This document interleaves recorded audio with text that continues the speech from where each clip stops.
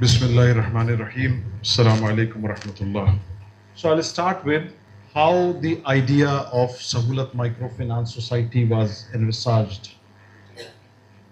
So there was a report which was called a very famous report, such a committee report, which has uh, fo- uh, mentioned the details of the depravity of Muslim community specifically, and specifically in the northern part and the central part of India. And there were discussions on Millennium Development Goal and later Sustainable Development Goals, which directed towards the poverty alleviation and the socio-economic status in the country. So on both the discussions going on in India at that time in 2004, between 2004 and 2006, late Professor Siddiq Hassan and then Amir Jamaat, Janab Abdul Haq Ansari Sahab, they envisaged this vision to create an institutional framework to provide an answer to remove that depravity from the community and for the society at large in India.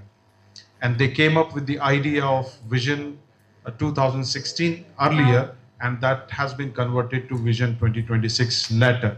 Under that umbrella, several organizations were formed, like Human Welfare Foundation, Human Welfare Trust, Society for Bright Future, for Protection of Civil Rights.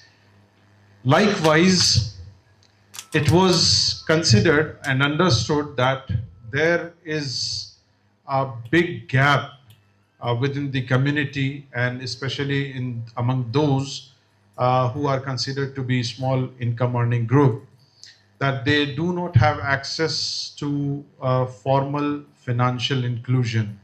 When we say formal financial inclusion, the first impression comes into our mind is that the individual needs loan, which through our practice we understood and we proved that financial inclusion, the meaning of financial inclusion is not limited to providing access to finance or access to loan.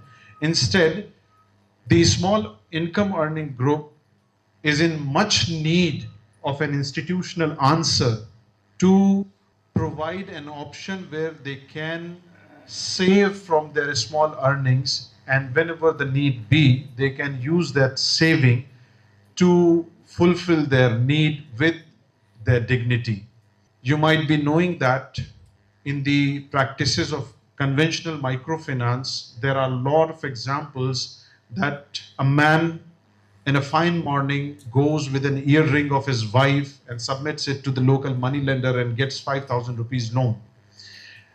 And that 5,000 rupees loan never gets paid, and that small earring never comes back to the home. This is the reality of microfinance industry in India. And in that atmosphere of microfinance situation, the idea of Sahulat was envisaged.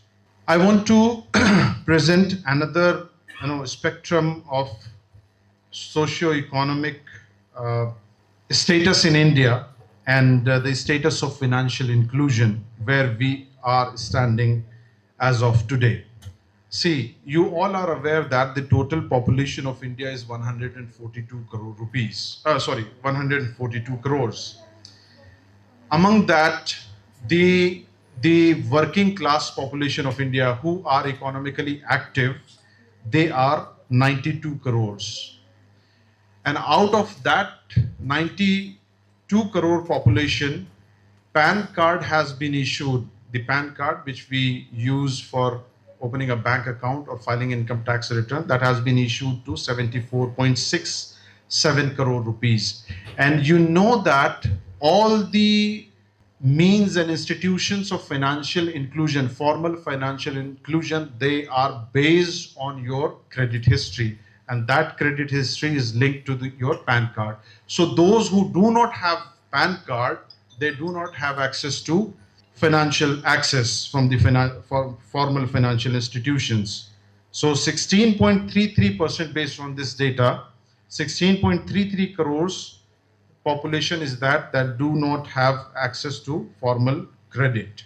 According to the World Bank data, 90 crore population is unbanked in India, and according to MFIN MFI, 5.8 crore are the within the 16.33 crores who do not have access to formal credit, and 19 crore unbanked population, only 5.8 crore population is getting access to microfinance through known microfinance institutions, through registered microfinance institutions.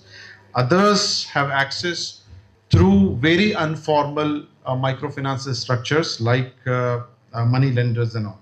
So, going forward, Sahulat was established in 2010 for creating interest-free cooperative credit societies in India. The objective was to provide avenues for thrift and avenues for uh, financing based on the consumption and business-related activities. As of now, we have created cooperatives in 13 states, 61 cooperatives, and 117 branches are there. And 3 lakh and 31,000 active beneficiaries are being served through this model. So why we chose Credit Cooperative Society as a legal format for creating interest-free microfinance institutions? See, creating a model which is scalable, which can be easily replicated, was meant to be made from the market force, where the supply of fund, the movement of fund is adequate. We don't have to rely on institutional funding or institutional borrowing. That is why the cooperative, the format of legal format of cooperative, it provides the independence to formulate objective as per the functioning, desired functioning. And in the legal format of cooperative society, they allow collection of deposit from their members, and they allow giving loan and getting repayment from their members. So it was the best suited vehicle where we can define our object, which suits Sharia compliant practices and which suits the mobilization of fund from the market force. So through these cooperatives, several types of deposit products are offered: daily deposit, amanat, hajj and umrah. So through these deposit accounts, Sahulat has mobilized 1460 crore rupees in last financial year.